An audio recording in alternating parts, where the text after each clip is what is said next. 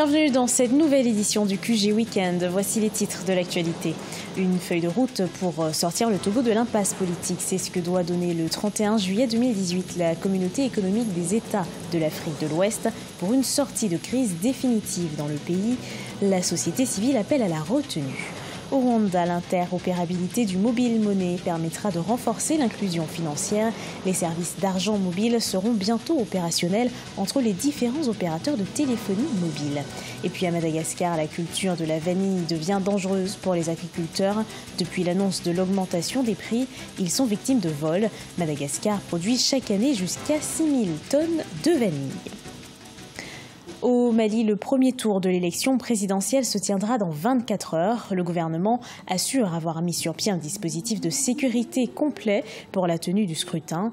11 000 gendarmes et policiers et plus de 10 000 militaires seront mobilisés pour sécuriser les bureaux de vote. Ce samedi 28 juillet, le Premier ministre malien Soumeilou Boubèye Maïga recevra les mandataires des 24 candidats à l'élection présidentielle pour évoquer la question du fichier électoral. Objectif, rassurer sur sa viabilité.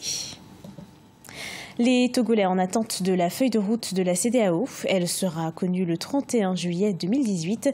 Une feuille de route censée signer la fin de la crise politique au Togo. À quelques jours de cette décision, les 7 organisations de la société civile appellent à la retenue. Reportage de notre correspondant Aimé Fakofi.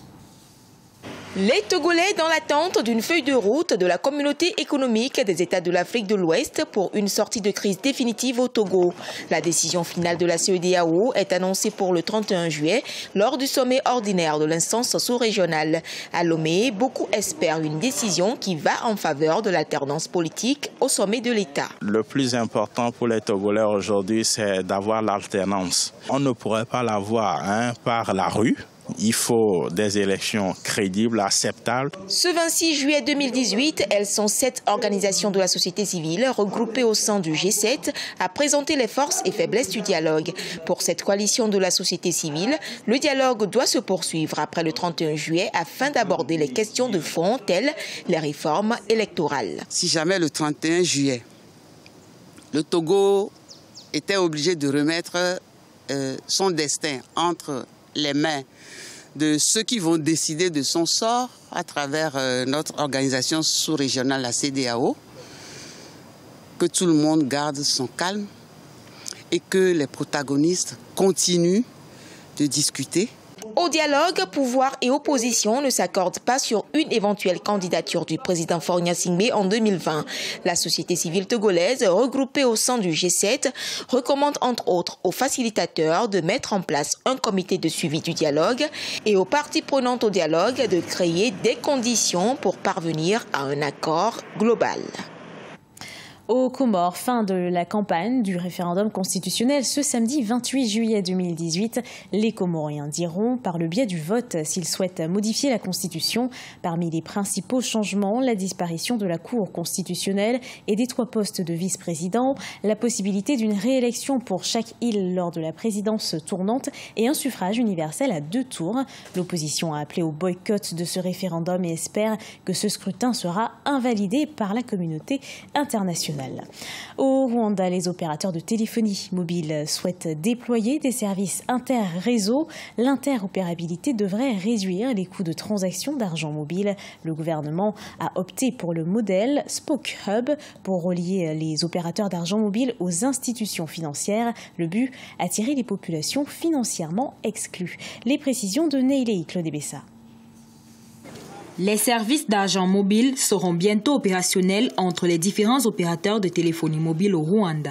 L'interopérabilité du mobile money permettra non seulement aux clients d'accéder à leur compte via n'importe quelle SIM, mais aussi de renforcer l'inclusion financière. Les populations sont les principales bénéficiaires. Elles tirent d'énormes profits qui peuvent dès lors transférer des fonds plus facilement, soit en provenance des personnes n'ayant pas de compte bancaire, ce qui n'était pas possible avant. On a également une plus grande facilité de paiement, donc aux usagers la latitude de viabiliser des opérations d'achat et de vente à travers des réseaux sociaux qui font intervenir plusieurs pays ou plusieurs organismes partis à l'interopérabilité. Désireux de relier les opérateurs d'agents mobiles et les institutions financières, le gouvernement a choisi un modèle d'interopérabilité de type Spoke Hub, un modèle complet et inclusif qui permettra aux personnes moins nanties d'utiliser le service sans encourir des coûts élevés. Le modèle du Talk Hub a l'avantage de réaliser des économies d'échelle.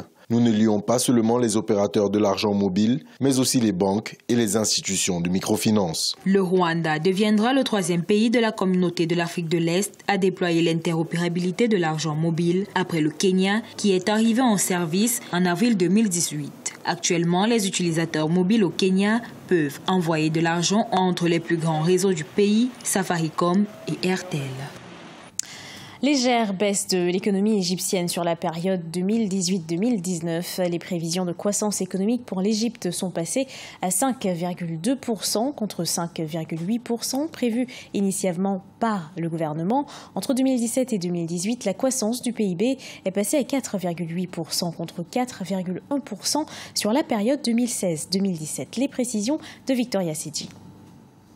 Le sondage est basé sur l'expertise de 13 économistes. Il révèle que la croissance de l'économie égyptienne pour l'année budgétaire 2018-2019 pourrait légèrement baisser à 5,2% contre 5,8% prévu initialement par le gouvernement. Ces indicateurs macroéconomiques viennent donc trahir un peu la crise interne qu'il y a au niveau de nos pays. Comprenez donc que le pays n'est pas pour autant à l'aise sur le plan donc de la répartition des biens, sur le plan donc de l'inclusion économique. L'Égypte ne se porte pas aussi bien. Toutefois, l'économie égyptienne devrait rester forte, stimulée par l'investissement direct étranger et soutenue par des réformes économiques solides favorisant la réduction de l'inflation jusqu'à 13,7% entre 2018 et 2019 contre 21,2% sur la période 2017-2018. Mais le mieux aurait été quand même que l'Égypte puisse travailler pour faire baisser donc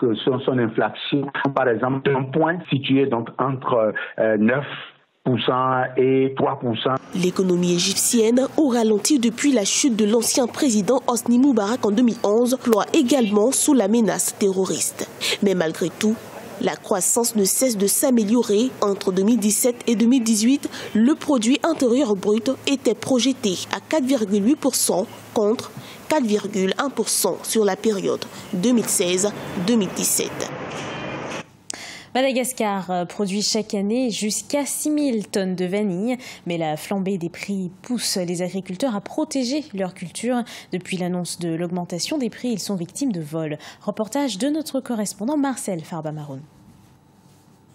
La pauvreté, le stress et les nuits blanches hantent le quotidien des agriculteurs malgaches spécialisés dans la production de vanille. Depuis l'annonce de la flambée des prix mondiaux de la vanille qui ont atteint pas moins de $600 le kilogramme, ces travailleurs sont confrontés à de nombreux cas de vol, suivis même parfois de meurtres. À l'extrémité nord-est de Madagascar, Jao Nasaina, 58 ans, n'est pas épargné par ce fléau.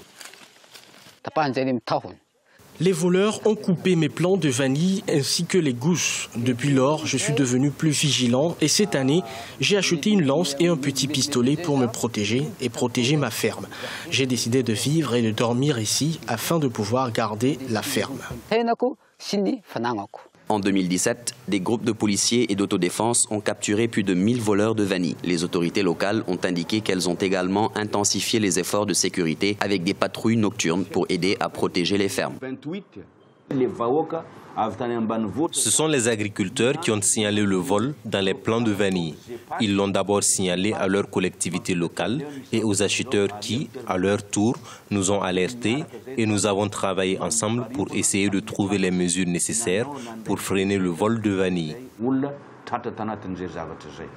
Selon le ministère malgache du Commerce, Madagascar produit chaque année jusqu'à 6000 tonnes de vanille. Les agriculteurs espèrent que les prix de cette année seront égaux à ceux de 2017, année durant laquelle un kilo de vanille verte était vendu au détail entre 46 et $62.